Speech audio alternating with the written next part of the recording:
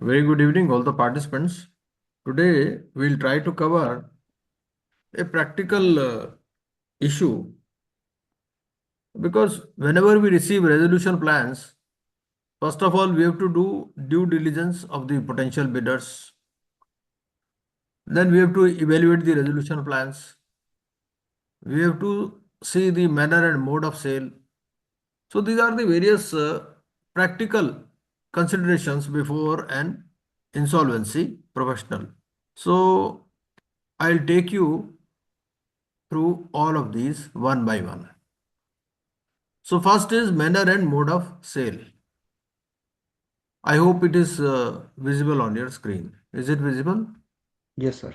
Okay. So this manner and mode of sale, what it says, इसको थोड़ा बड़ा कर दूं क्या? या ठीक है? दिख रहा है सर, दिख रहा है। देख रहा है? Okay. Hmm. So manner and mode of sale क्या बोलता है ये? एक मिनट यहाँ से कहाँ बड़ा कहाँ से हो रहा है ये? यहाँ से सर नीचे से राइट हैंड साइड पे करना है सर। हम्म. राइट हैंड साइड पे प्लस का सिंबल है सर। प्लस का कहाँ पर है? ये रहा सर, नीचे नीचे सर। ये इसके नीचे सर। अच्छा, ये एक्चुअली बहुत सारे खुले होते हैं ना मेरे आइकॉन, इसीलिए शायद वो नजर नहीं, अब नजर आ रहा है. ठीक है. Hmm hmm hmm okay, now it's perfect है ना, अब ठीक लग रहा है. Hmm. So first things first, manner and mode of sale. So first of all, let us see the legal framework.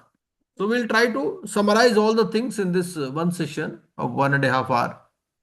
So one is the manner and mode of sale, the sell side process and resolution. So what the law says in this? Let us first recapitulate the law. Section 25. Section 25 talks of the RP's duty to preserve and protect the assets, take custody and control of all assets of CD. Then Section 29 mandates preparation of information memorandum by resolution professional for resolution applicants. Because the ultimate consumers of this information memorandum are resolution applicants only. Because it is on the basis of this information memorandum that they make the resolution plans. Section 29A talks of disqualification criteria for resolution applicants like willful defaulters, related parties, NPA promoters, etc. etc. Then section 30 and 31 talks of submission and evaluation of resolution plans and NCLT's approval and its binding effect of all the stakeholders. Section 12 talks of the duration. As we all know, the core limit is 180 days. One-time extension of maximum 90 days can be obtained with 66% approval of COC. So it will make 180 plus 90, 270. Then 330 days is the outer cap, right? And it includes the time lost in litigation also, right? But in SR Steel, Supreme Court said that even this 330 days is a directory and not mandatorily. Because the law said it should be mandatorily completed, but the Supreme Court said in this judgment that even this time period of 330 days is directory and not mandatory, and it may be extended in exceptional circumstances, right? Then Section 12A. Section 12A talks of withdrawal of the CIRP applications with 90% COC approval, and it is an alternative to resolution or liquidation. Section 33 talks of the order of liquidation when no plan is approved or plan is contravened. Section 35(1)(f), it talks of the liquidator's power to sell assets by public auction or private contract. Section 52 talks of the secured creditor's right of that he may elect either to relinquish the security interest to a state or realize it independently on his own. Then section 53, it talks of the waterfall distribution priority. First of all, the CIRP cost, then workman wages, secured creditors, unsecured creditors, equity, shareholders, etc., etc. Right? Section 230 of the Companies Act is also relevant here because it suggests a scheme of compromise or arrangement which is alternative to asset liquidation. Right? So, now mode of sale. Let us go to the mode of sale. Regulation 32 talks of the asset sale categories and it is covered in liquidation regulations. So regulation 32EF, it talks of the going concern sale. So what it says? It says CD or its business may be sold as a running entity, right? So assets plus liabilities, they are all transferred together. So the company is sold as it is, assets along with all the liabilities. Then 32A oblique B, it talks of the e-auction whereby individual assets may be sold. And it is to be sold on IBBI designated electronic platform and reserve price is to be set by the registered valuer, right? 32C talks of the slump sale in which the entire undertaking is sold as a whole. But here we have to see the implications of section 2 subsection 42C and section 50B of the Income Tax Act and what are the implications of slump sale. Then regulation 33 talks of the private sale and only after the auction fails with prior SEC consultation, which is covered in regulation 31A. So we can do private sale also, right? Now let us see regulation 32A. Regulation 32A, what it says? It says that the liquidator shall endeavor to first sell the enterprise as a going concern, where COC has recommended under regulation 39C of CIRP regulations. But if it is unable to do so within 90 days of the liquidation commencement date, then it may proceed to individual asset sales, right? Now, what is the mandatory sequence? So, first of all, you have to try to sell it as a going concern, then slump sale, then e-auction and private sale, and then compromise or arrangement may also be explored. So, this is the sequence.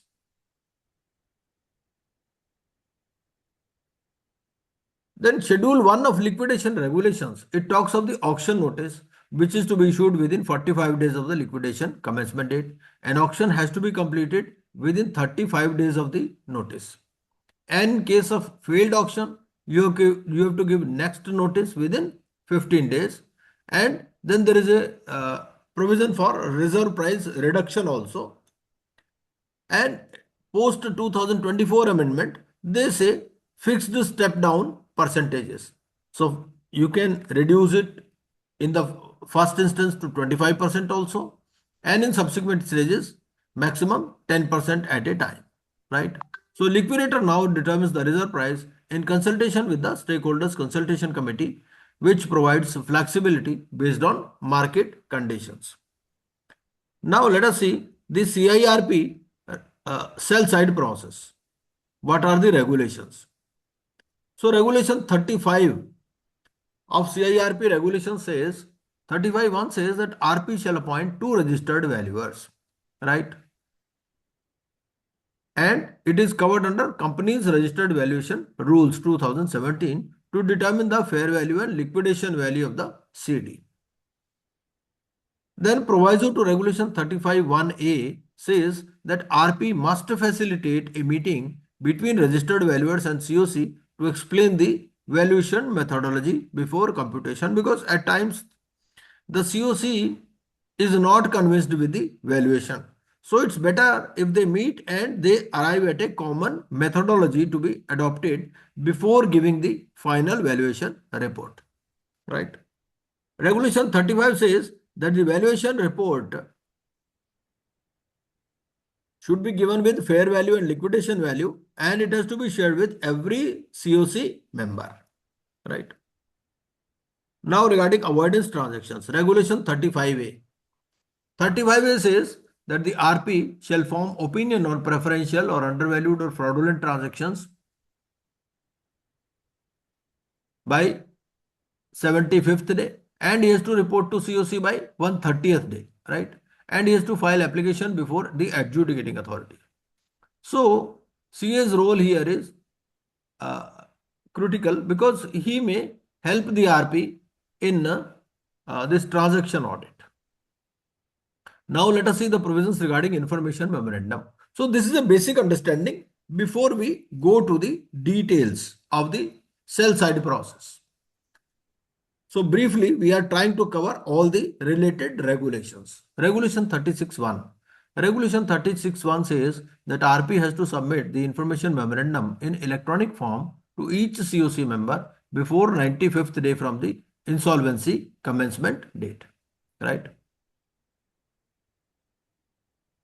Regulation 36(2) says that it talks of the prescribed contents. So what are to be included in the information memorandum? The assets and liabilities, then 2 years audited financials, pending litigations, workforce details, guarantees, secured, unsecured creditors list, contingent liabilities. So this all is to be included in the information memorandum by virtue of regulation 36(2). Then regulation 36(2) KA, it says that the information memorandum must now include the fair value of the CD. Right. Now this expression of interest and shortlisting. Regulation 36A. What regulation 36A says? Regulation 36A says that RP has to publish the expression of interest, which is form G, by 60th day from the insolvency commencement date. Now this expression of interest, this form G, it will specify the eligibility criteria which has to be approved by the COC as per section 25(2)(h), and provisional list has to be issued within 10 days of the expression of interest guidelines, and this amendment allows plans for individual real estate projects. Regulation 36B. Regulation 36B says that RP has to issue the information memorandum, evaluation metrics, and request for resolution plans to shortlisted prospective resolution applicants within 5 days of the provisional list. RFRP contains the timelines, submission, format, evaluation criteria, and H form requirements. Evaluation metrics. Evaluation metrics is COC approved criteria, and it assigns the relative weightage to financial and non-financial parameters and Swiss challenge method also wherever applicable. Now section 30 and 31 talks of the COC approval and NCLT sanction. Section 30 subsection 4 says that COC has to approve the resolution plan by 66% voting share, and dissenting financial creditors as well as the operational creditors, they should receive at least the liquidation value.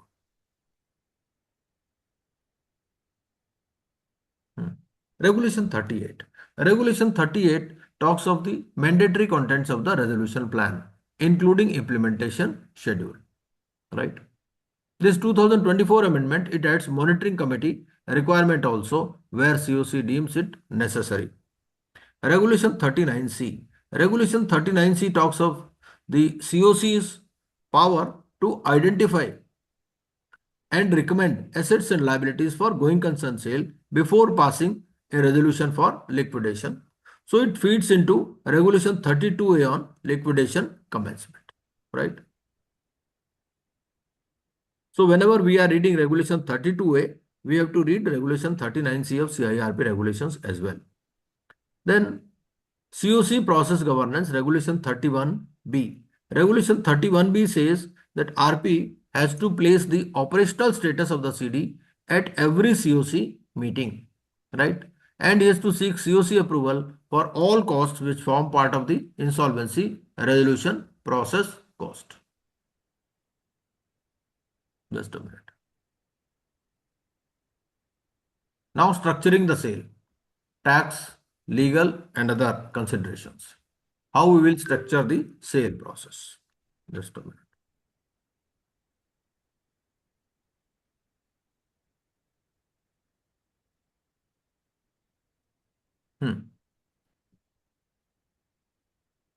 First of all, we have to see whether we have to sell the assets or whether we have to sell the shares. Asset sale versus share sale. Then GST applicability, whether GST will be applicable on it. Then ITC reversal under section 17(5) of CGST. Then stamp duty on court sanctioned transfers and ROC filings also we have to take care.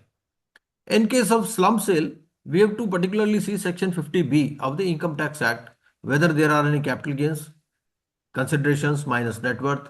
Then no itemized allocation is there in case of slump sale.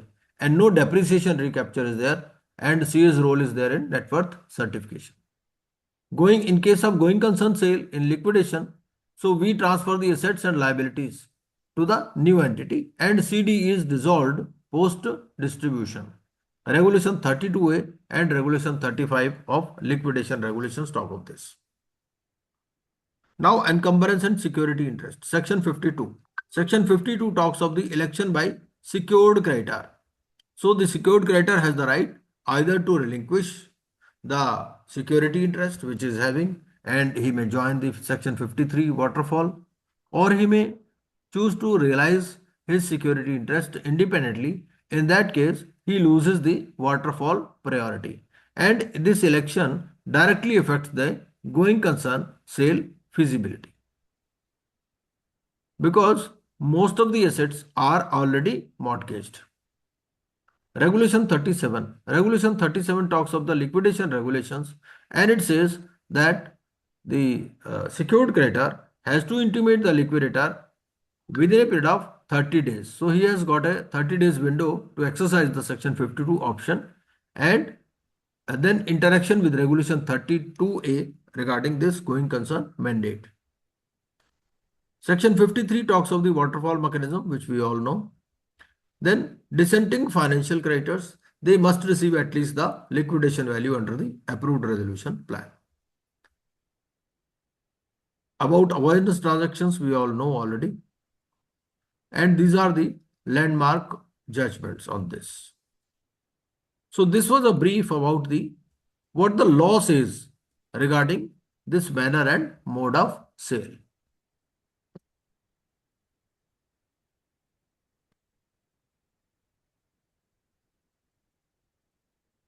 Just a minute.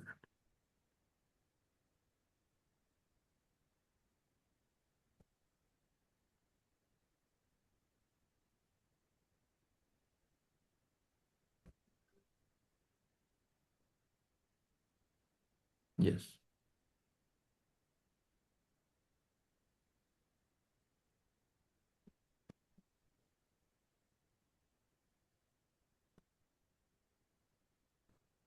Now, let us try to understand how we will evaluate the various resolution applications. I hope my screen is visible. Is it visible? Yes, sir. Hmm.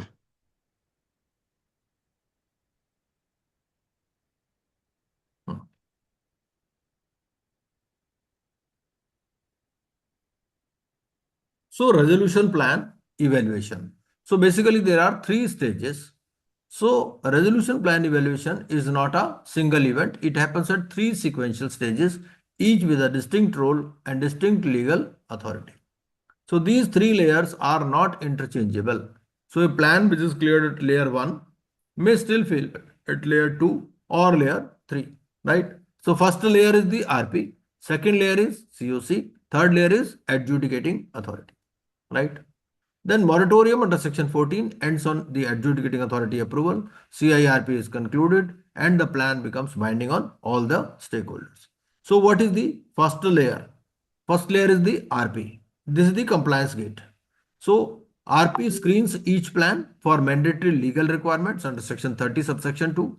So first of all, he has to see that all the conditions which are given in section 30 subsection 2 are met and plans that fail, they are rejected under regulation 39(1)(b). And the compliant plans only go to the COC. So RP acts as a gatekeeper and not evaluator. Commercial judgment belongs to COC. Second layer is COC, which basically makes decisions based on commercial considerations. So COC evaluates the competing plans using the evaluation matrix. It assesses the feasibility and viability and it approves the plans by 66% voting share under section 30 subsection 4. So COC's commercial wisdom is paramount and non-justiciable, right? Then layer 3 is the adjudicating authority, NCLT, which talks of the legal sanction. So it confirms the plan meets all the statutory requirements under section 31. There is a scope for limited judicial review also, but it cannot substitute the commercial judgment. And the adjudicating authority cannot go into commercial merits, and it may check only the compliances which are enshrined in section 30 subsection 2A to F. Now, what is covered here? नहीं होता था तेरी zero battery.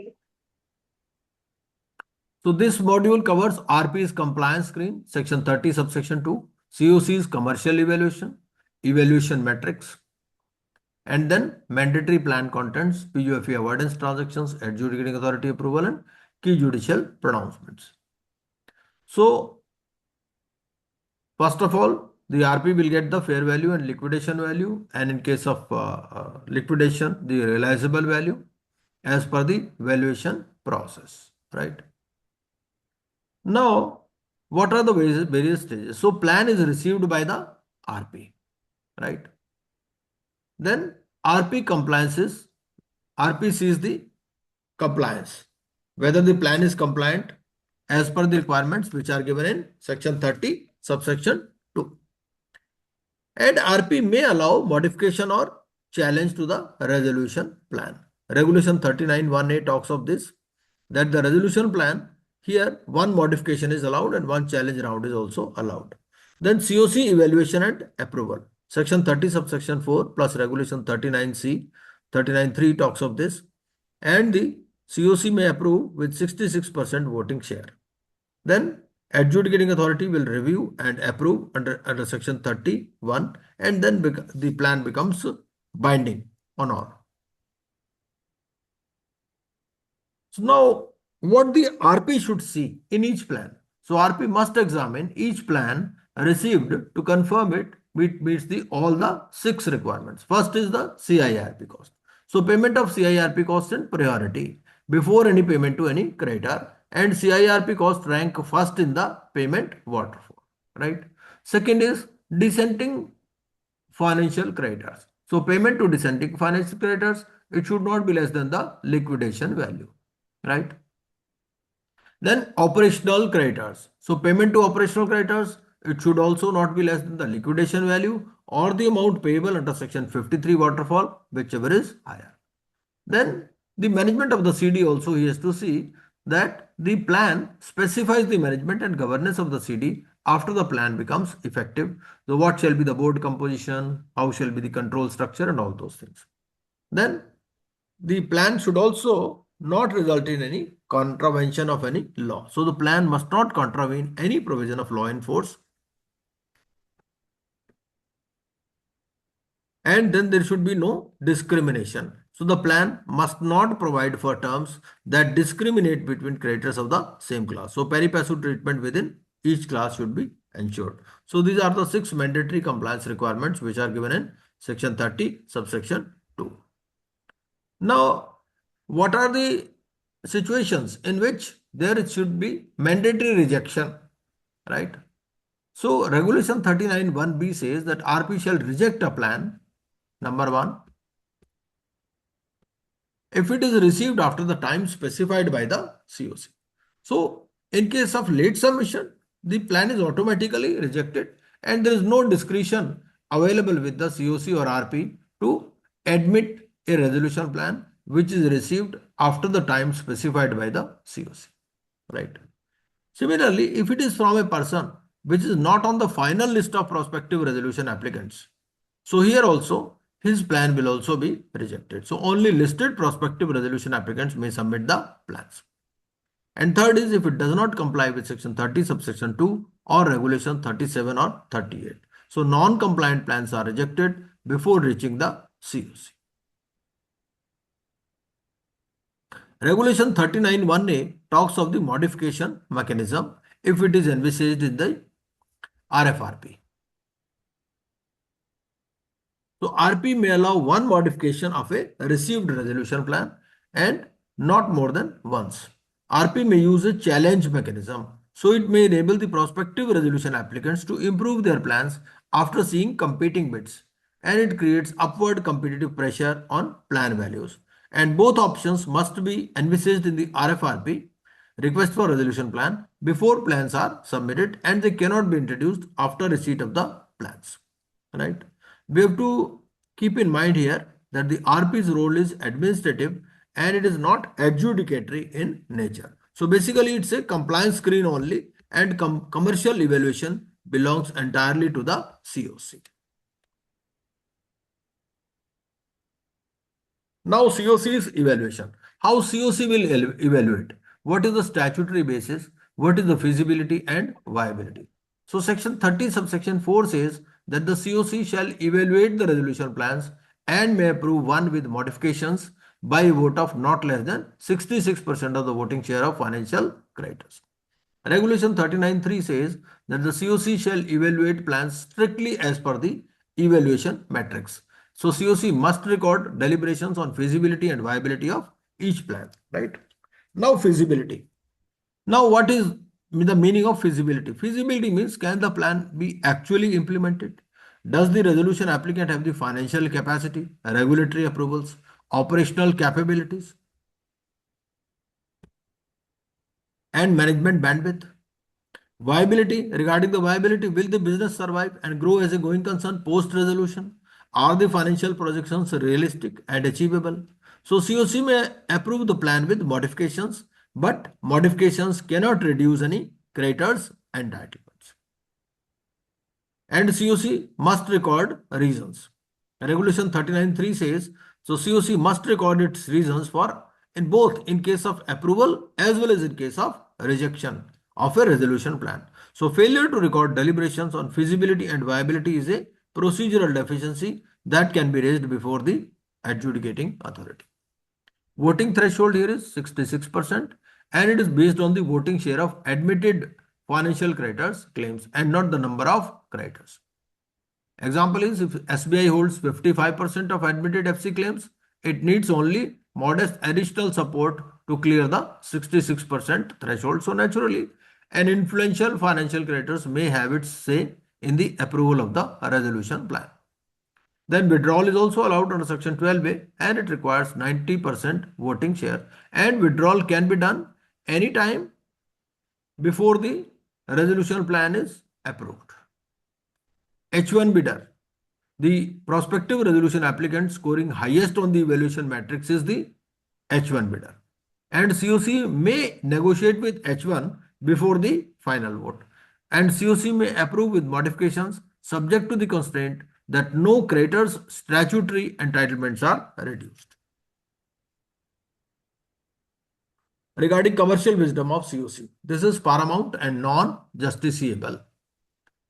So Essar Steel India Limited versus Satish Kumar Gupta, Supreme Court here said that COC's commercial wisdom on the adequacy of plan value and terms of the plan is paramount, and courts will not substitute their own judgment. The adjudicating authority role under section 31 is circumscribed. It can only check section 30 subsection 2 subsection A to F compliance only. So adjudicating authority cannot go into the commercial merits or second guess the COC. NCLAT has limited scope of review under section 61 subsection 3, and it is confined to specific grounds which are given in section 61, such as contravention of law or material irregularity. Dissenting financial creditors, they are protected by section 30 subsection 2 subsection B, that the liquidation value they will at least get, right? And once the adjudicating authority approves the plan is final, it is binding on all the stakeholders, and the valuation or commercial terms are unchallengeable.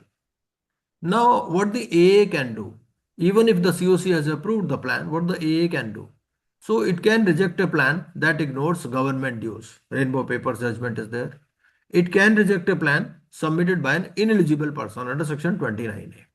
It can reject a plan that contravenes any law, right? And then it has to ensure implementation also, that implementation mechanism is clear. It is capable of being implemented.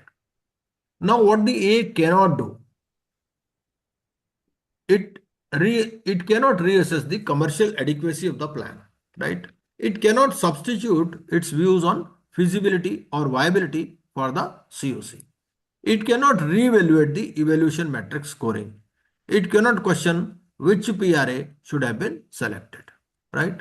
So there are limitations on the AA powers also, right? This Piramal Capital Supreme Court judgment in 2025, it reaffirmed that COC may permit the successful resolution applicant to appropriate Section 66 recoveries in the plan. The NCLAT cannot override the COC's commercial wisdom even on contentious issues such as the treatment of Section 66 recovery proceeds. So sometimes it is discussed in the resolution plan that suppose if any recovery is there, so then to whom this recovery will belong. So COC will decide ultimately. Now regarding evaluation metrics.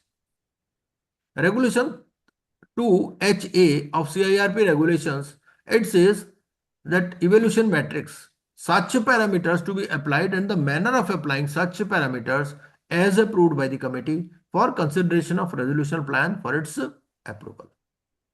Right. So this evaluation matrix, it must be objective and measurable. So subjective criteria that cannot be scored consistently are impermissible. It has to be issued with the request for resolution plans within 5 days of the final PRA list, and RP may modify the matrix before the plan deadline. So prospective resolution applicant get at least 15 days from modification to submit the plans. And once plans are received, evaluation matrix cannot be changed. So post-receipt modification is procedural violation which is challengeable at NCLT. Then plans must be evaluated strictly as per the metrics and COC cannot deviate during evaluation. Now two model frameworks are there. One is triple IP ICI model which says that 70% is quantitative and 30% is qualitative, maximum 100 marks. Then CMA says 60% quantitative, 40% qualitative. Right? Both are industry accepted frameworks. So COC may adapt or design its own parameters also subject to objectivity and measurability requirements. These are also the models only, right?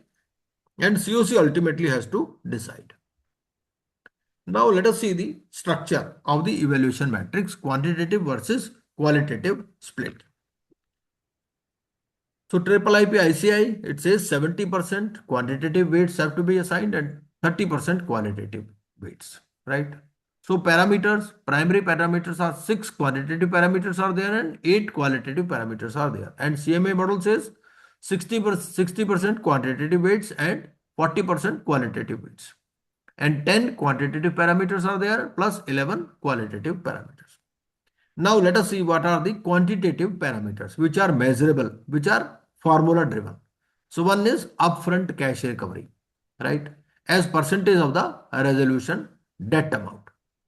Second is NPV of the continuing debt. So tiered discount rates are applied here. Then discounted value of equity instruments. Relative scoring is there. Equity infusion for business improvement. Plan term, number of years. So all these parameters are quantitative that they can be defined in terms, in monetary terms, in numbers, in numerals. So plan term, number of years after NCLT approval, and then fresh funds for capex and working capital. So these are the quantitative parameters. What are the qualitative parameters? So COC is scored after the RA presentations. One is experience in the sector, then financial strength. It is differentiated by investor type, reasonableness of financial projections, ability to turn around distressed companies, external credit rating, then risk assessment and mitigation plans, future prospects, SWOT analysis there, and then additional collateral, personal, corporate guarantees. So these are some of the qualitative parameters. So these are the parameters over which a resolution plan is evaluated. Now, parameter 1, upfront cash recovery, right? So what is the weightage? Normal weightage is 150 to 300%. So it's measured as a percentage of the total resolution debt amount. That is total admitted financial creditor claims.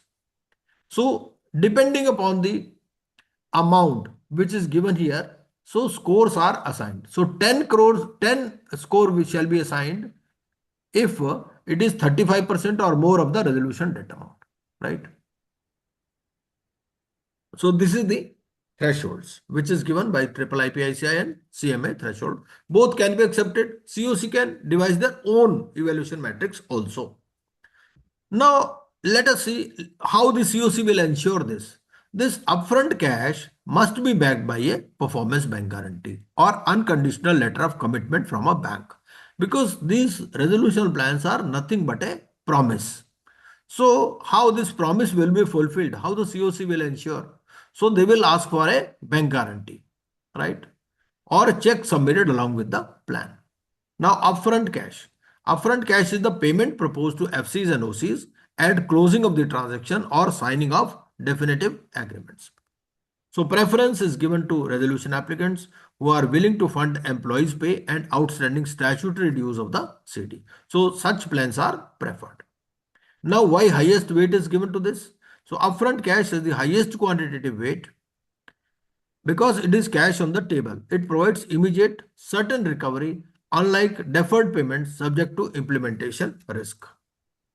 Now, parameter 2, NPV of continuing debt. Now, what is the weightage? It is 70% to 150%. How it is measured? It is measured as a percentage of the total resolution debt amount, inclusive of upfront cash payment, upfront cash taken at full value, 0% discount. So it is computed as a tiered discount rate applied to future cash flows, because this resolution plan is basically like CMA data. So he will give his projections. Like suppose he will say that okay, within next 2 years I'll bring back the CD to normalcy. So he will give the projections, he will give the revenue projections as well as the expenditure projections, but they have to be reduced to the by applying a discount rate, right? So the longer the payment, the higher the discount rate applied, because one may say that okay, I'll take 5 years, another may say I'll take 3 years. So naturally, the longer the payment, the higher the discount rate applied, right? So if it is 0 to 5 years, it is 8%. It is 5 to 10, then 10%, greater than 10 to 15, and greater than 15. So it will depend upon the type of industry also, right? Now, why tiered rates? So a plan paying rupees 100 crore in year 1 is worth more than rupees 100 crore in year 12, naturally. So the tiered discount structure, it prevents the resolution applicants from inflating NPVs by promising large payments far into the future. So intermediate values between thresholds are scored by linear interpolation. So all these are qualified, these calculations. Now parameters 3 and 4. Equity upside and equity infusion. This is also an important parameter. So parameter 3 says the discounted value of equity instruments. So it is measured as a percentage of the maximum value among all the competing resolution plans. So relative scoring is there. One plan always scores 10, right? Then formula is percentage equity stake for lenders into projected EBITDA into enterprise value divided by EBITDA multiple minus outstanding interest minus minority interest plus cash. So cash flow from equity assumed to crystallize in a future year and then discounted, right? So this is the calculation, okay, how the equity will be infused. Fourth parameter is equity infusion for business operations. So actual cash proposed to be infused by the resolution applicant in the CD for improvement of business operations. This is the formula. So fund infusion other than by way of common shares, it is subject to three conditions. It should be subordinate to secured loans. It should be non-interest bearing. No redemption should be there without the consent of secured financial creditors. So these conditions ensure quasi-equity functions like equity in the capital structure. Now parameters 5 and 6, plan term and fresh funds. So parameter 5 is terms of the resolution plan. Number of years after NCLT approval within which the resolution plan is to be implemented. So scoring is RA offering the minimum number of years gets the highest score 10. Highest score is 10 years. Okay. For other bidders, score reduces by 20% against every year of difference with the shortest term plan.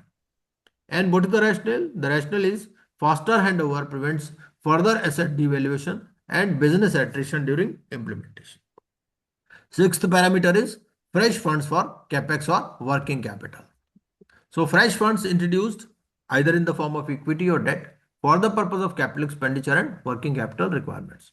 Scoring is the resolution applicant introducing the highest fresh funds scores 10, and for other bidders scores reduces by 10 against every 10% difference with the highest fund introduction.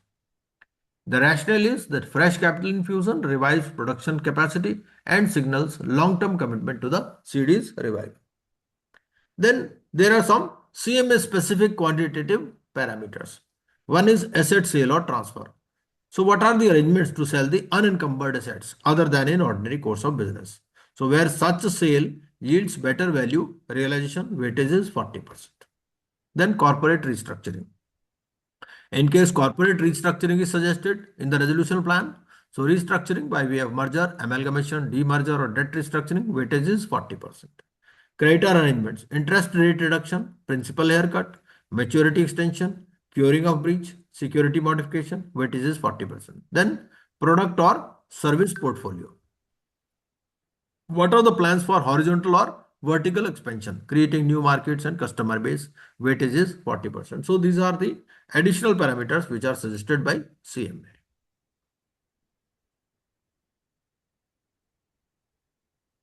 Now, quantitative parameters, how scoring is done, right? So this is an example that this the way how the plans are evaluated.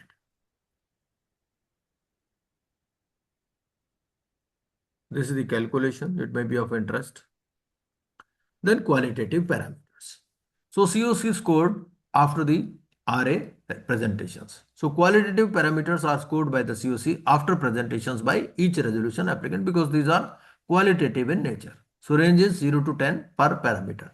So each resolution applicant presents its case to the COC and COC scores based on the documentary evidence, track record and the confidence level in projections. And qualitative scores are inherently subjective. So COC must record reasons and apply parameters consistently across all resolution applicants. So COC cannot change the qualitative parameters or their weightages after plans have been received. So same constraint as the quantitative parameters. So these are the examples of the qualitative parameters. Sector experience. So here what the COC looks for? COC looks for the performance over past 5 years, operating experience, financial metrics, market metrics, customer metrics, acquisition track record, whether they have acquired any company in the past. So success in mergers and acquisitions, EBITDA improvement, absolute and percentage of acquired company, post acquisition, then financial strength, right? So what is strategic is debt oblique EBITDA plus sales turnover. Then reasonableness of projections. What is the confidence in the plan? Asset operations, expansion, market share, synergies, financing plan, turnaround ability. So track record in mergers and acquisitions and distressed asset management, EBITDA improvement.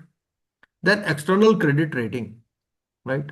So CARE, ICRA, CRISIL, India Ratings, Standards and Poor's, Moody's, Fitch for international highest rating is used and it is adjusted for sovereign differential. So these are the various qualitative parameters which the COC looks. Now we have to see the reasonableness of financial projections. How we will assess that the financial projections are reasonable, to which the highest qualitative weight is assigned. First of all, we have to see the asset operations. So assets best achievable operational metrics subject to its current condition and constraints and planned improvements, and then deviations from predicted best achievable metrics must be explicitly justified. Next is expansion, market share, synergies, financing plan. So triple IP ICI special rule is there. An additional weightage of 10% of the amount arrived after applying all quantitative parameters is assigned to this qualitative parameter. So this means the stronger a plan's quantitative score, the greater the absolute bonus from this parameter. So first of all, they will look at the quantitative parameters also, right? Next is financial strength and external credit rating, and it is differentiated by investor type. So one could be strategic investor, financial investor, then SPV applicants, right? And these are the various credit rating. Then remaining qualitative parameters, risk, guarantee, and future prospects. So you can go through all these things. Then qualitative parameters and how evaluation is done, right? Evaluation metrics in practice. So this is the way the plans are evaluated and that they are brought to a particular score, right? So here plan B is the H1 bidder. So plan B score is 100.5 weighted score despite lower upfront cash because it's stronger financial projections.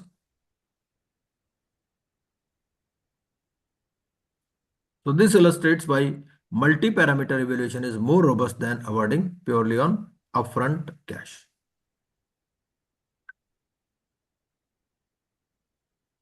Now, what are the mandatory contents? Regulation 37 and 38, sorry, talks of the mandatory contents of the resolution plan. So regulation 37, it talks of the implementation mechanism. So source of funds. So all sources should be clearly identified. Comfort letter should be required for committed funding. Then upfront payment and staggered payment schedule with milestones should be there. Payment to all creditors classes, FCs, OCs, workmen, employees, how that will be done. That should be clear in the plan. And management and control of the CD after plan, board composition, governance structure should also be explicitly defined. Regulation 38 talks of the mandatory contents. What shall be the amount payable for CIRP costs, dissenting creditors, workmen and employees? Then statement of prior plan failures. So if RA or any related party failed to implement or they contributed to the failure of any previous approved plan, they have to state it.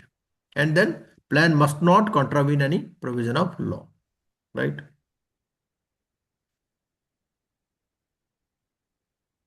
The plan cannot assign avoidance transactions claims unless those claims were disclosed in the information memorandum and communicated to all prospective resolution applicants before the plan deadline.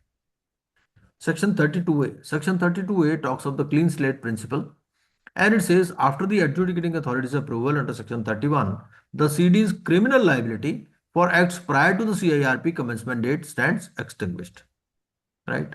So the successful resolution applicant and the CD under new management get a clean slate and which is very fundamental to making the CD attractive to resolution applicants.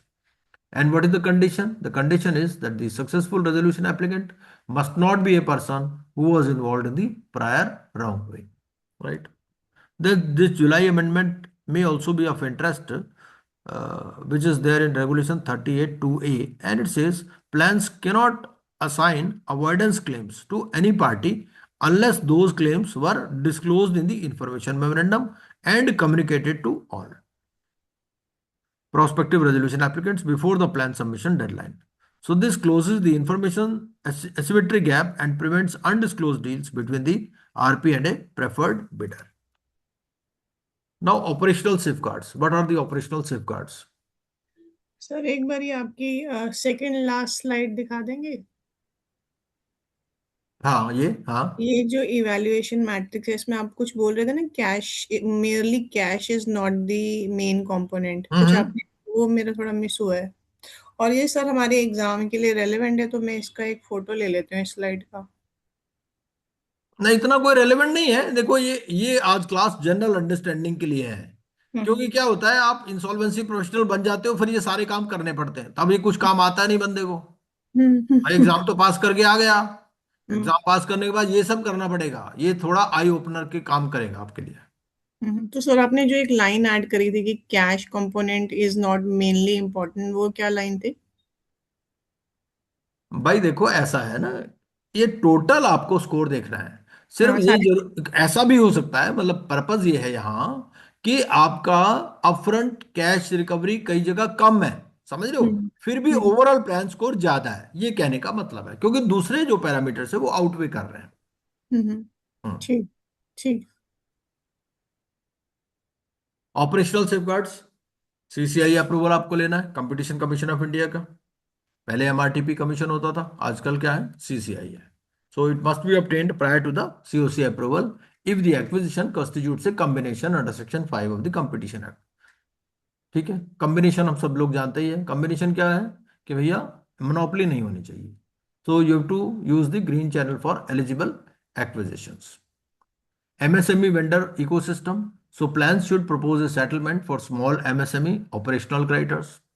They are vital to the manufacturing supply chain and their destabilization reduces the plan viability post takeover. So these are some of the operational safeguards which you have to take. Section 32A, clean slate principle, we all know, and then plan withdrawal. So after the adjudicating authority approval, the plan is binding and it cannot be withdrawn. Before the adjudicating authority approval, the plan applicant may seek withdrawal, but requires COC approval, and ultimately the applicant cannot unilaterally withdraw once the COC has approved. ठीक है, अब एक Singapore वगैरह वाले cases बहुत सारे हैं हमारे सिलेबस में भी है. Now avoidance transactions we can skip this, है ना, क्योंकि अवॉइडेंस ट्रांजेक्शंस तो हम लोगों को मालूम ही है इन जनरल क्या होती हैं avoidance transactions. Now RP statutory duty 75th day, 115 and 130th day. ठीक है,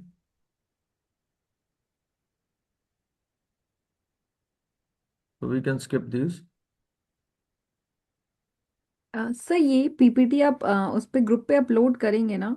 मैं कर दूं पक्का. हाँ जी. Thank you sir. Rainbow papers थोड़ा सा देख लेते हैं. एक रेनबो पेपर्स वाला देख लेते हैं, ये हमारे सिलेबस में भी है. इसमें क्या है, state tax officer versus rainbow papers judgment है 2022 की. So facts is the Rainbow Papers resolution plan was approved by the COC and it paid nil to the state government in respect of outstanding Gujarat VAT dues. So state tax officer challenged the plan before the AA. So Supreme Court held that the government dues payable under the Gujarat VAT Act, they are secured creditors within the meaning of IBC. So state government's tax claim is backed by statutory first charge under the VAT Act, which is a security interest for IBC purposes. And Supreme Court said that security interest can be created by operation of law also.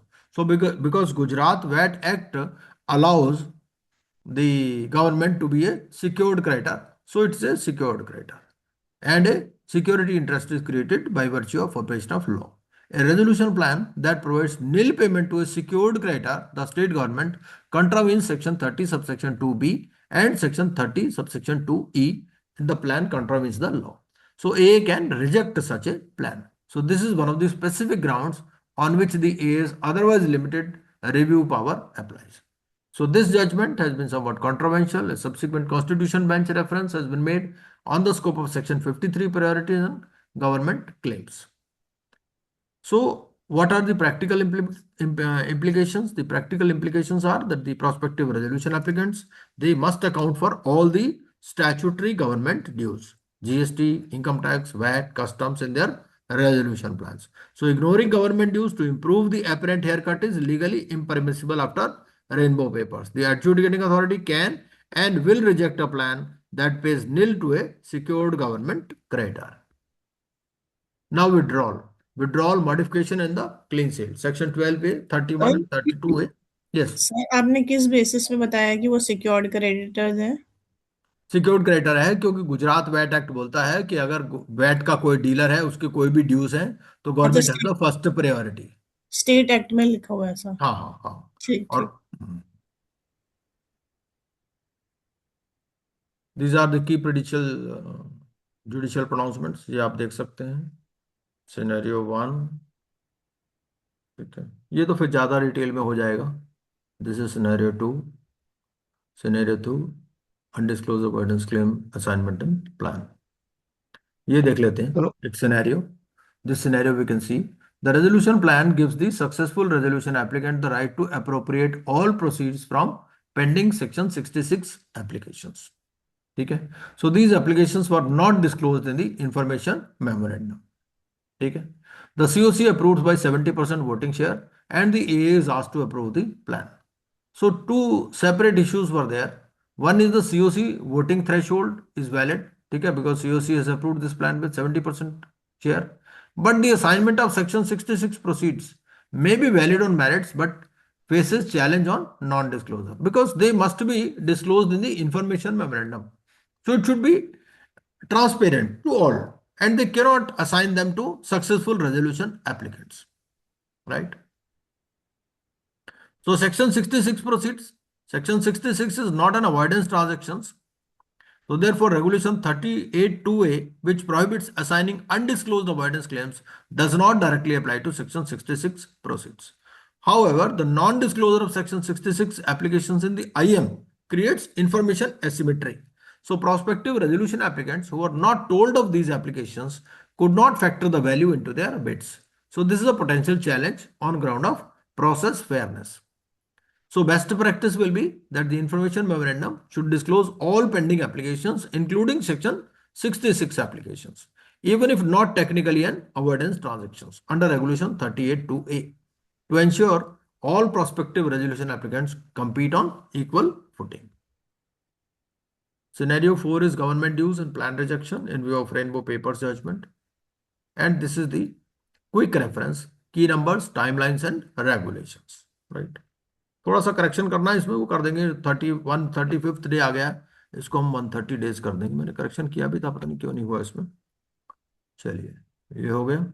And this is the module summary. ठीक है, चलिए next slide पर चलते हैं, next PPT पर चलते हैं हम लोग।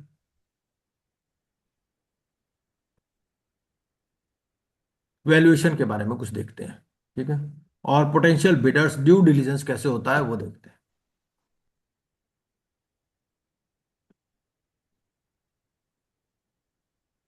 अब आप देख लो, आपको बनते ही ये सब काम करने हैं। अब पहले पास होने में इतनी दिक्कत हो रही है तो बाद में क्या करोगे फिर? हम्म, एक मिनट,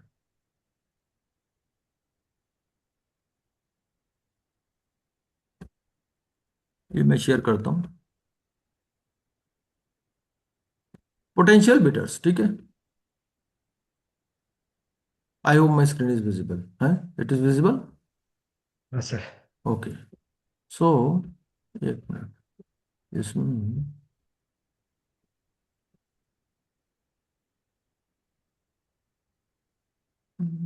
इसको स्लाइड शो कर देता हूँ, ठीक है जी। तो इसमें क्या क्या कहता है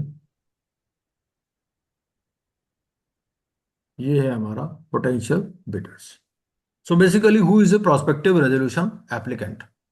So section 5 subsection 25, it says a person who individually or jointly submits a resolution plan to the resolution professional pursuant to the invitation under section 25(2)(h), right? So the goal is to find a fit and proper person who can maximize asset value and ensure the long-term viability of the company. ठीक है। Now कुछ question इसमें arise होते हैं। Whether foreign entities are allowed? Yes, they are also allowed. So they are permitted to become a resolution applicant subject to FEMA compliance and the section 29(a)(i) equivalent disability test. ठीक है। Prospective resolution applicant, prospective resolution applicant is one who is on the provisional or the final expression of interest list. Successful resolution applicant, successful resolution applicant is one whose plan is approved by the COC and confirmed by A. A prospective resolution applicant becomes successful resolution applicant only on A approval under section 31 and not at COC approval stage. ठीक है। Now whether these ARCs and AIFs are also allowed? Yes, asset reconstruction companies and alternative investment funds, they are also eligible to become resolution applicants, but the permission should be there with specific financial entity, and there are then specific exemptions which are given in 29(a)(c). ठीक है, वो जो NPA वाला criteria है कि instead of 1 year it should be 3 years and all those things. ठीक है, despite being a related party they can become a resolution applicant. Joint bidding and consortium arrangements, they are permitted, and all members must individually satisfy the section 29(a) requirements. Regarding consortium members, so all consortium members must each individually clear the section 29(a) disqualification screen, right? This is basic. Who can be a prospective resolution applicant? Now, there are two types of investors basically. Strategic versus financial investors. Two types of bidders could be there. Now, strategic investors. Who are strategic investors? So basically, competitors or companies in the same industry who are seeking vertical or horizontal integration. So here, if we become an insolvency professional, we may suggest our clients vertical or horizontal integration if we have a client which is of the same type. Example is Tata Steel bidding for Bhushan Steel, largest result CIRP at the time. And objective is synergies, market share expansion, backward or foreign, this forward integration, right? Financial investors, who are financial investors? They are basically private equity funds, special situation funds, asset reconstruction companies, family offices. And the objective is turnaround and exit. So they buy the distressed assets at discount, revive operations, and then sell at a premium, right? Now, what is the criteria? The criteria for strategic investor and for financial investor. What is the primary metric? Net worth should be 250 crores or more for 1000 crore CD, right? Liquidity proof, comfort letter, at least equivalent to 10% of the bid value. Sector experience is critical and they must demonstrate operating track record. And then evaluation metric. So debt oblique EBITDA ratio plus sales turnover. So these are the various criteria on which we assess these strategic versus financial investors.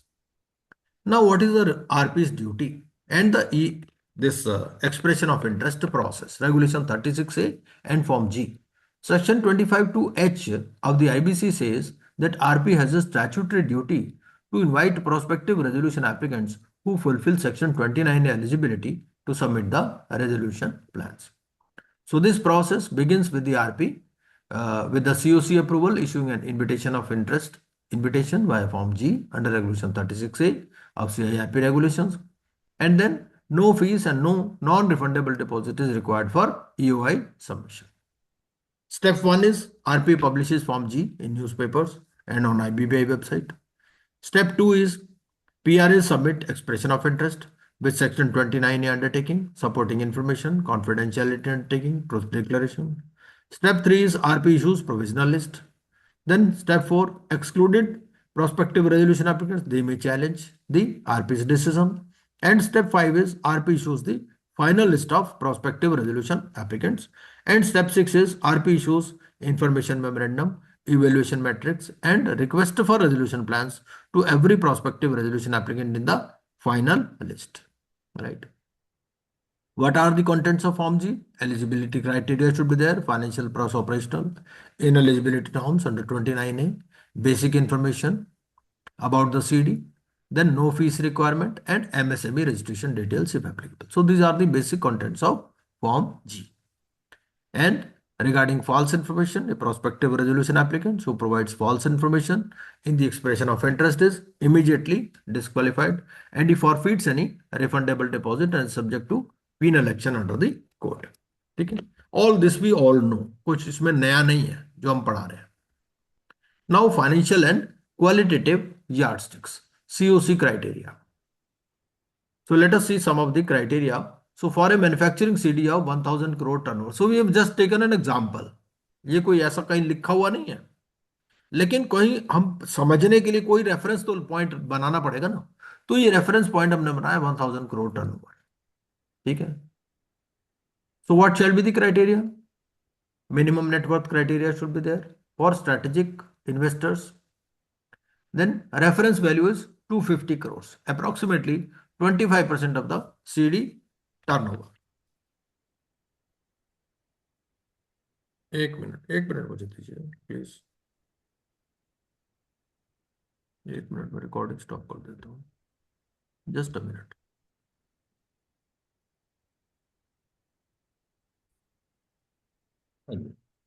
तो हमने इसमें क्या किया कि financial और qualitative यार्डस्टिक्स बना लिए COC के लिए.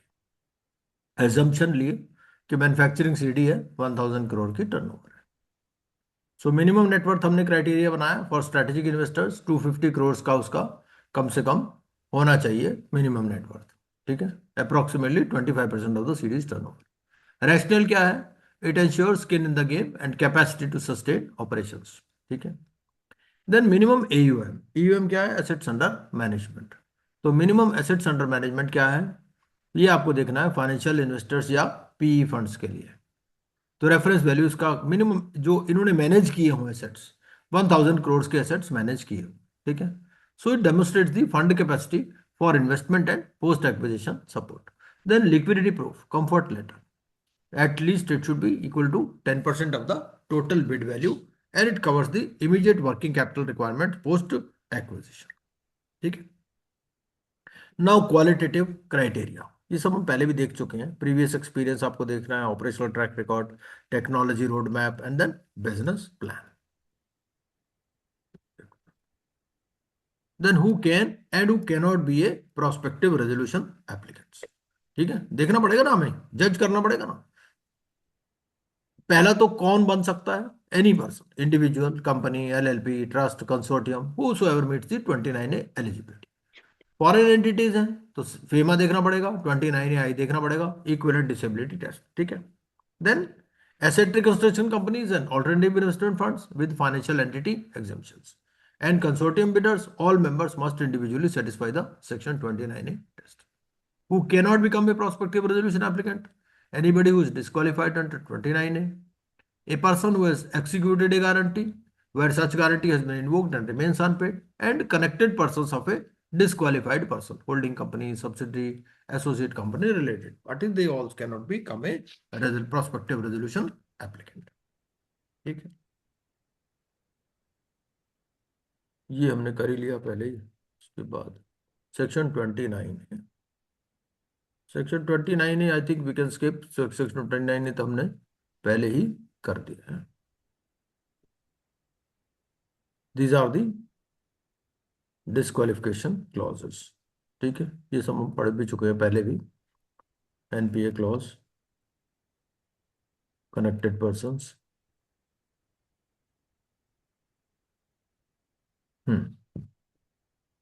RP is independent obligation. So RP has an independent statutory duty to conduct due diligence on every prospective resolution applicant. ठीक है, तो बेसिकली क्या है, अब इसको करना कैसे है? ये पढ़ तो लिया हमने. अब पढ़ने के लिए क्या करना है आपको? एक तो 3 फेज डीडी फ्रेमवर्क करना पड़ेगा. पहला फेज है इसका मैप कनेक्टेड पर्संस. ठीक है, so he has to define the perimeter of ineligibility. Phase 2 क्या है? Big 8 disqualification checks. So each check apply to each connected person and then equivalent disability test critical for foreign and PE bidders. Phase 1 mapping the connected persons. अब इनको map कैसे करना है? ठीक है, before checking for defaults the RP must define the perimeter of ineligibility. For a PE fund this is not just the entity submitting the bid but its entire ecosystem.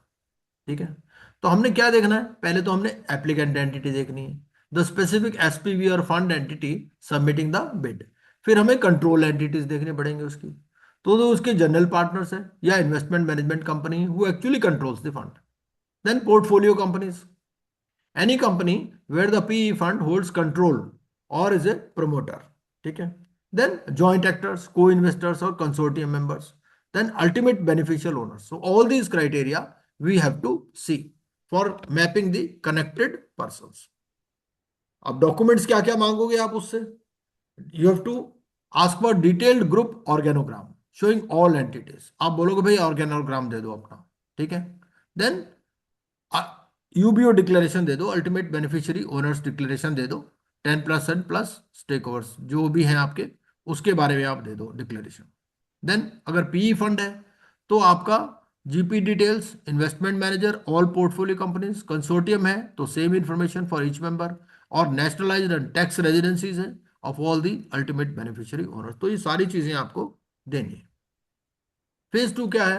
Big 8 disqualification checks. ये सारे जो भी हमारे को 29A में दे रखे हैं. ठीक है, अब इसमें डोमेस्टिक वेरिफिकेशन कैसे करोगे और इंटरनेशनल वेरिफिकेशन कैसे करोगे? है ना भाई, लिख तो दिया 29A में अनडिस्चार्ज इंसॉल्वेंट होना चाहिए.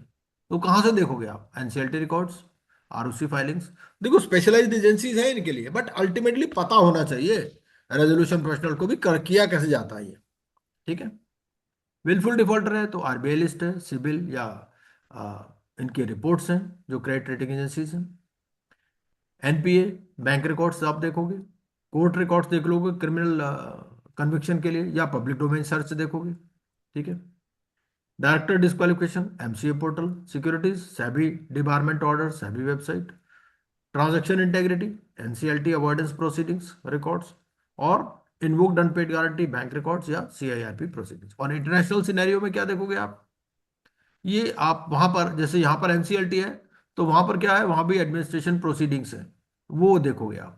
फिर international credit ratings, P fund, any director और GP convicted in any global jurisdiction, ये सारी चीजें आपको चेक करनी है वहां पर इंटरनेशनल जुरिस्डिक्शन में। Phase 3 equivalent disability test. अब आपने होम कंप्लायंस तो देख लिया, बाहर वाले का कैसे देखोगे, तो this is the most critical step for foreign bidders. अब फॉरेन कंपनी कोई आ गई बिडिंग के लिए, अब आपको तो ये चेक करना है। So you have to confirm the bidder is not disqualified in their home country for reason substantially similar to section 29 है। ठीक है, तो प्राइमरी सोर्स क्या है आपकी, डोमेस्टिक में ये है और इंटरनेशनल में ये है। ठीक है, essential documents required from each prospective resolution applicant. जो डोमेस्टिक बिडर्स है, आप क्या लोगे, सेक्शन 29 का एफिडेविट लोगे। Then KYC documents, net worth certificate from statutory auditor, then comfort letter from category 1 scheduled commercial banks, और सिबिल या credit report for all connected persons.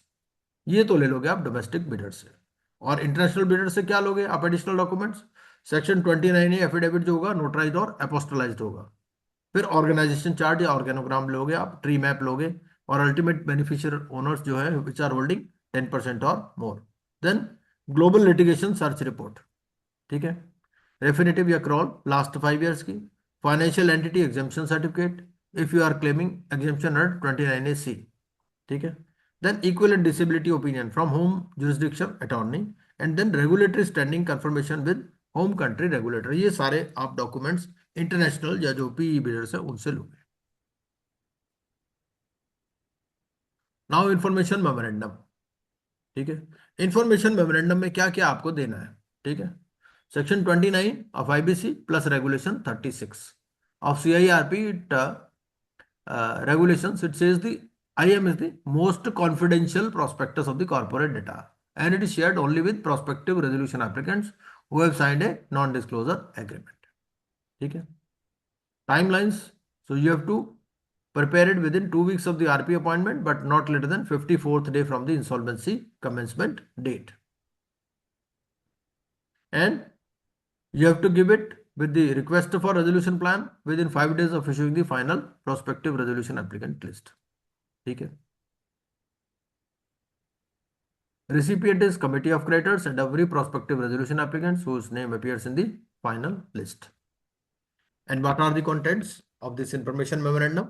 Assets and liabilities as on the insolvency commencement date, audited financial statement for the last 2 years, list of all creditors. ठीक है, fair value and liquidation value, details of receivables, details of joint development agreements and co-development agreements, details of assets under attachment by ED, income tax और PMLA, authority name and proceeding status, ये सारा आपको देना है। IM confidentiality and PRA obligations. Not what IM must not disclose prematurely, क्या disclose नहीं करना है वो भी इंपॉर्टेंट है। So fair value and liquidation value they are confidential until after the receipt of resolution plans. So sharing fair value with prospective resolution applicant before the plan deadline is violation of regulation 35(3) and it is covered in full in the valuation module. Valuation भी हम करेंगे, उसको भी देखते हैं। What prospective resolution applicants must do? So they must sign the non-disclosure agreement or confidential undertaking before receiving the information memorandum. They have to maintain confidentiality. They have not to use this information to cause undue gain or loss to any person, and they have to notify the RP immediately if they become ineligible under 29A at any later stage. Data room access and scope of the prospective resolution applicants due diligence. ठीक है, so section 29(2) of IBC, it says that the RP shall give prospective resolution applicants access to all relevant information in physical and electronic form on undertaking. In practice, a virtual data room is administered by the RP or a process advisor. ठीक है, अब उसमें क्या रहता है, एक तो financial due diligence क्या होगी, audited financials, MIS, management accounts, tax returns, working capital analysis, contingent liabilities, source of funds verification. ठीक है.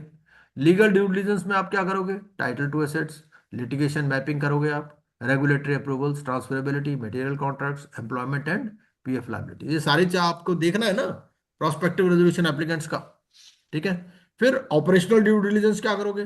फिजिकल प्लांट विजिट करोगे आप, supply chain assessment, workforce and union relationships, technology obsolescence and capex requirements. और CIRP specific due diligence क्या होगा? Avoidance transactions, residual liability risk, section 32A clean slate, CCI combination thresholds. Then you have to initiate filing early. Now, what are the limitations in CIRP? Hostile management may withhold the cooperation. Records are frequently incomplete or unreliable. There is a time pressure limits the depth of due diligence, and management questions and answer sessions are limited in scope. And prospective resolution applicants must price these risks into their bids. तो ये सारी चीजें आपको देखनी है क्योंकि due diligence तो आप ही को करनी है ना. तो ड्यू डिलिजेंस में ये सब आप करोगे. Now CIRP specific due diligence. ठीक है. Avoidance transactions 43. ये सब लुक बैक पीरियड वगैरह इतना कोई इंपॉर्टेंट नहीं है, आपने पहले भी देखा ही हुआ है. Now request for resolution plan, RFRP. So RP issues the RFRP to every prospective resolution applicant in the final list within 5 days of issuing the final list. RFRP sets the framework within which the resolution plans must be submitted. Evaluation metrics, they must be issued with RFRP and they cannot be changed after the receipt of plans. H1 bidder, the prospective resolution applicant whose plan scores highest on the evaluation metrics. And then challenge mechanism if it is envisaged in the RFRP. It enables the prospective resolution applicant to improve their plans and one modification is permitted. ये तो हमने देखा ही हुआ, इसमें कोई खास बात नहीं है. इवैल्यूएशन मैट्रिक्स देख लिया, source of fund strategy, CCI approval, operational safeguards, employee retention. Employee relation भी आपको देखनी है ना प्लान्स में. तो if they guarantee at least 70 to 80% of the existing workforce for 12 months minimum. Then MSME vendor ecosystem देखना है आपको. The proposed settlement for MSME operational creditors, which is vital to manufacturing supply chain. Then contingent liabilities, account for pending GST or income tax litigations in large CDS. COC's evaluation framework.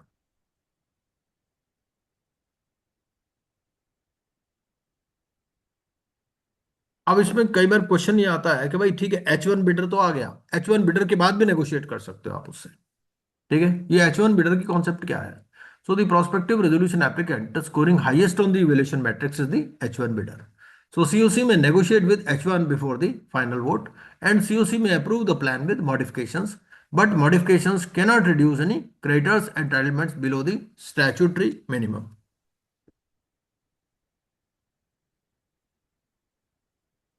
ArcelorMittal versus Satish Kumar Gupta, Swiss Ribbons versus Union of India, Chitra Sharma. ये आप देख लीजिएगा, इसमें कोई इतनी important नहीं है. Scenario 1 is NPA cure mechanism. ठीक है.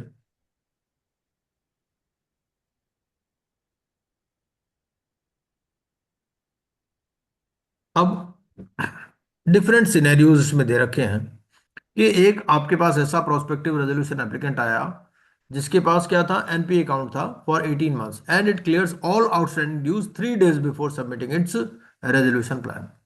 So answer is this is eligible. So we have to see it before the plan submission and not at the time of expression of interest. हो सकता है EOI के time पर NPA हो, लेकिन अगर at the time of submission of plans कोई NPA नहीं है तो then is eligible. So RP must verify the payment through bank confirmation before certifying eligibility in Form H, and affidavit alone is insufficient. ठीक है. So RP should obtain bank confirmation letter, account statement showing nil NPA balance and CIBIL updated report. Financial entity exemption. उसमें 3 years का period है instead of 1 year. Scenario 3 is RP is reliance on affidavit alone. ठीक है.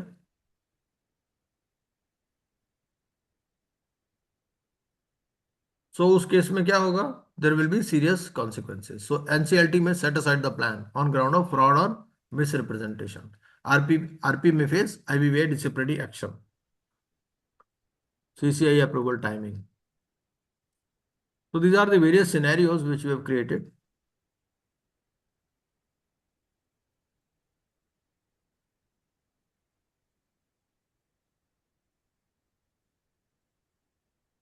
Section 29 है eligibility questionnaire. Then this is the quick reference for this. Case law summary also we have given, and then potential bidders and due diligence.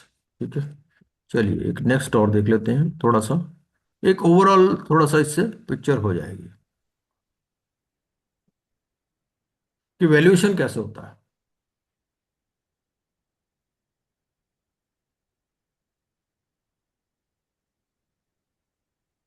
One day का पूरा होगा ना sir class? हम्म, 6 hours का class होगा? क्या होगा? 6 आवर्स, 1 डे का class होगा, 1 डे।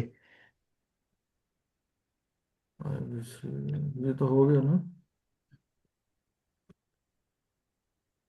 पोटेंशियल बिडर्स, एक मिनट।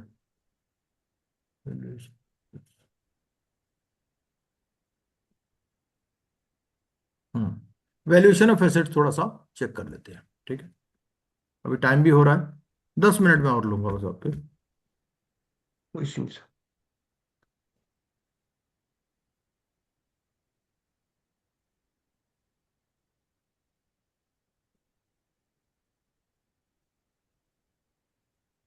तो स्क्रीन नजर आ रही मेरी, हाँ सर। है ना? हाँ, तो हाँ सर। वैल्यूएशन ऑफ एसेट्स क्या बोलता है इसमें? वैल्यूएशन में आपको निकालना क्या है? लिक्विडेशन वैल्यू, फेयर वैल्यू और रियलाइजेबल वैल्यू, ठीक है। स्टैट्यूटरी अथॉरिटी, स्टैट्यूटरी अथॉरिटी क्या है? Section 247 companies act. Then companies registered valuation valuation rules, ठीक है। Section 25(2)(g). So RP statutory duty to prepare the information memorandum. Valuation underpins the information memorandum content under Regulation 36. Regulation 27 of CIRP regulations ask the RPs to appoint 2 registered valuers. ठीक है, and then their timelines and disqualification criteria. Regulation 35 of CIRP regulations, it governs the entire computation mechanism, fair value, liquidation value, sets of RVs, coordinating valuer, third set trigger, ठीक है।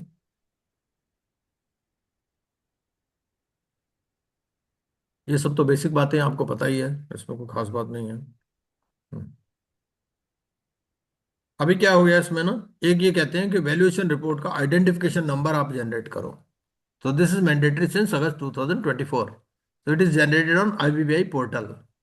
So if absent है अगर VRIN, जैसे डिन generate करते हो ना आप, हम्म। यूडिन वही। वगैरह, इसी तरह से ये हम्म। यहाँ कहता है VRIN जनरेट करो। तो अगर VRIN किसी रिपोर्ट में नहीं है तो it is non compliant report. Disqualification है, if you are relative of RP, related party, auditor of CD, partner director in the same IP entity as RP, ठीक है। ये सब मालूम ही है आपको, कुछ को खास बात नहीं है। कोई मेन मेन बात कोई हो तो मैं बता देता हूँ आपको, कोई टाइम कम है। Confidentiality of valuation, naturally they can be shared with CoC members. Even RP has to arrange a meeting, ठीक है, कि भाई in which the methodology of this valuation is discussed. 3 asset classes हैं, सबको मालूम है, land and building, plant and machinery and securities and financial assets. This is the registration pathway for registered valuers.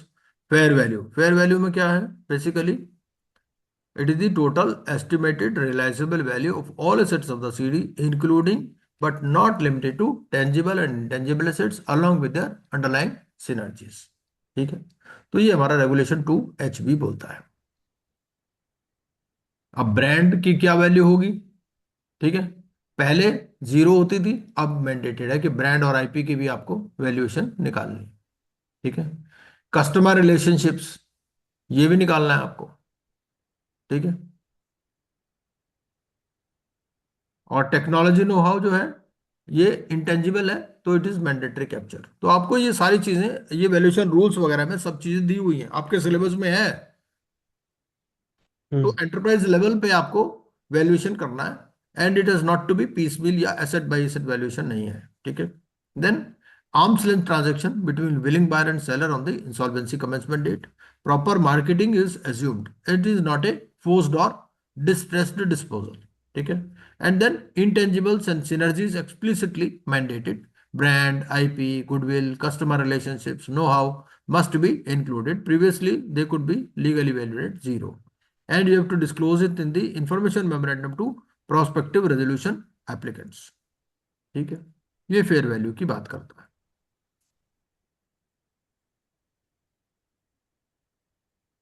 Now liquidation value,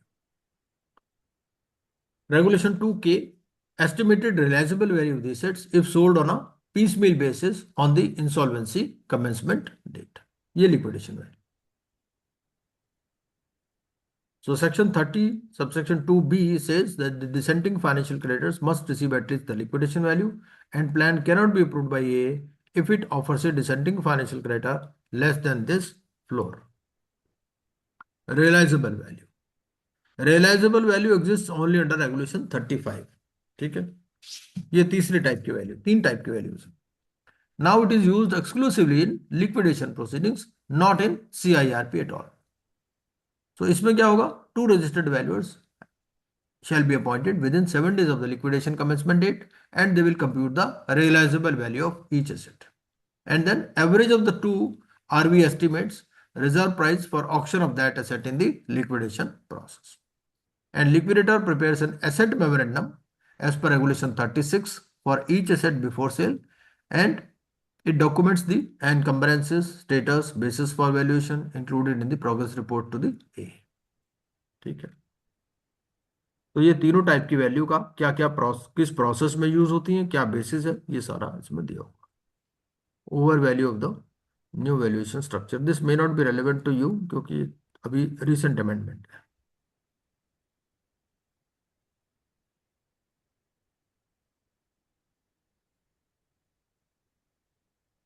definition of significantly different, ये आपके काम का है। तो व्हेन RP में appoint a third set when the two fair value estimates of the CD और the two liquidation values are significantly different. और significantly difference क्या होगा, when L1 minus L2 divided by L1 is 25% or more, ठीक है, where L1 is the higher value। ये example दिया हुआ। तो इस केस में क्या होगा, third value will be appointed. Standardize report VRIN generate करना है, and you have to share it with COC। Fresh valuation when it is mandated, when there is material irregularity in the valuation process, or when the methodology adopted is defective, or when significant asset omission is there which may material change the value। Income approach, market approach, cost approach, क्योंकि देखो valuation आपका ना वो, हाँ, financial awareness, general awareness में भी है, तो वहां पर भी ये चीज पूछ सकता है आपसे। इतना तो पता होना चाहिए कि कौन कौन सी अप्रोचेस होती हैं। तो तीन अप्रोच है हमारी, इनकम अप्रोच, मार्केट अप्रोच और कॉस्ट अप्रोच। फिर वैल्यूएशन प्रीमाइस क्या है, गोइंग कंसर्न है, ऑर्डरली लिक्विडेशन, फोर्स लिक्विडेशन और स्लम्प सेल। तो उस हिसाब से फिर आप वैल्यूएशन इसमें करोगे, ठीक है। गोइंग कंसर्न में अलग होगा, है ना, हाईएस्ट वैल्यू होगी इसमें। फिर जो स्लम्प सेल होगा उसमें lowest value. Intangibles, encumbrances and attachments का कैसे करना है, एंड व्हाट चेंज, ये आपके सिलेबस में नहीं है।